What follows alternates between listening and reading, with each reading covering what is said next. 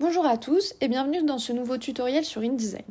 Aujourd'hui, nous allons apprendre à importer une image dans un document InDesign, comprendre la différence entre le cadre et l'image, rogner et repositionner une image, redimensionner sans déformer, et enfin passer une image en produit pour retirer le blanc qu'il y a sur votre image. Ça va être une étape indispensable pour construire votre fanzine. Tout d'abord, nous allons importer une image. Pour ça, il faut aller dans Fichier et sélectionner Importer, ou alors vous utilisez le raccourci Commande sur Mac ou Contrôle sur PC, plus la touche D. Une fenêtre va s'ouvrir et vous allez pouvoir sélectionner votre image dans vos documents. Vous pouvez en sélectionner plusieurs et cliquer sur Ouvrir. Votre curseur va alors se transformer en vignette. Si vous cliquez une seule fois sur l'image, elle va se placer à la taille d'origine. Si vous cliquez et glissez, vous allez pouvoir choisir le placement et la dimension de votre image. Une image, dans InDesign, c'est toujours composé de deux éléments. Il va y avoir d'un côté le cadre bleu, c'est la fenêtre de votre image, c'est ce qui contient votre image, et l'image, qui va être, elle, avec un cadre orange. C'est le contenu, ce qu'il va y avoir à l'intérieur du cadre. Pour sélectionner le cadre, il faut que vous utilisiez l'outil Sélection. Et pour sélectionner votre image, soit vous double-cliquez sur votre image, ou alors vous cliquez sur le cercle qu'il y a dans votre image. Ce que vous devez comprendre, c'est que si vous bougez le cadre, l'image, elle va pas bouger. Et si vous bougez l'image, le cadre va rester fixe. Ça va vous permettre de recadrer sans jamais détruire votre image.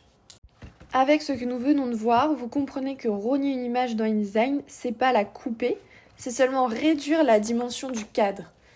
Donc ce qu'on va faire, c'est qu'on va prendre l'outil sélection pour sélectionner l'image et activer le cadre bleu.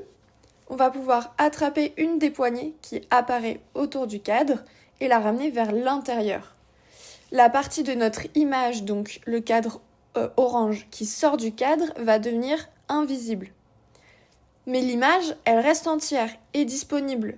Donc si on réagrandit notre cadre bleu, notre image, elle est toujours là. Maintenant, si vous voulez seulement redimensionner votre image, donc le cadre orange, il faut que vous fassiez attention à ne pas la déformer.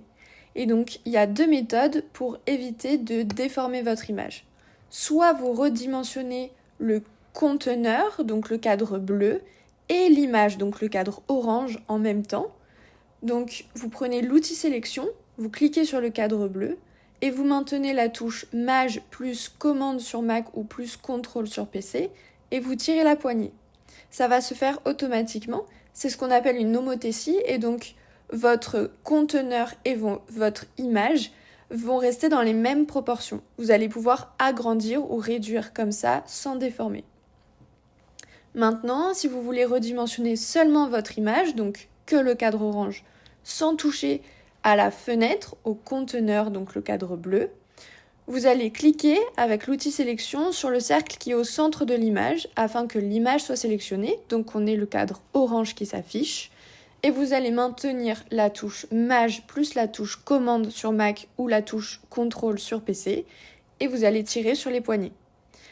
Ça va vous permettre soit de zoomer, soit de réduire l'image qu'il y a à l'intérieur de votre cadre. Si votre image, donc le cadre orange, n'est pas bien placée dans votre conteneur, donc le cadre bleu, vous pouvez la déplacer. Pour ça, vous allez cliquer sur le cercle central pour sélectionner l'image et donc afficher le cadre orange. Et vous allez maintenir le clic et déplacer l'image dans le cadre. Vous pouvez la repositionner où vous le souhaitez. À la fin, votre fanzine, il va être imprimé sur du papier coloré. Donc le fond blanc de vos images, même s'il est détouré, il peut rester visible et ça peut gâcher le résultat. Afin d'éviter ça, on va appliquer le mode produit à toutes nos images. Donc vous allez sélectionner votre image en restant sur le cadre bleu.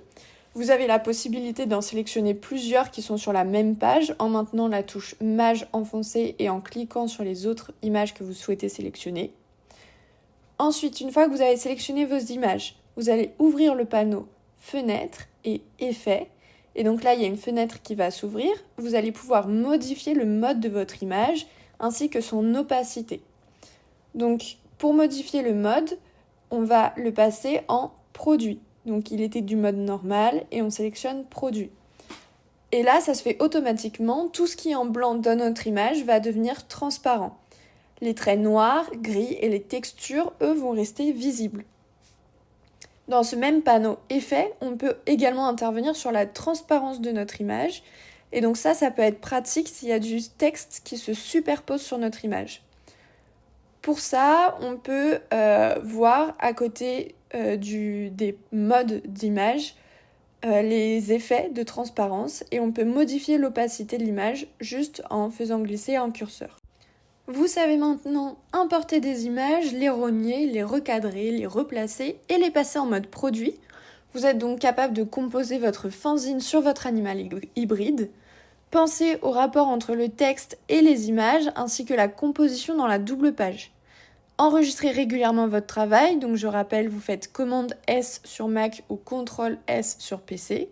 Et lorsque vous avez terminé, vérifiez bien que toutes vos images sont de bonne qualité, que votre composition elle est lisible et que toutes vos images sont passées en mode produit.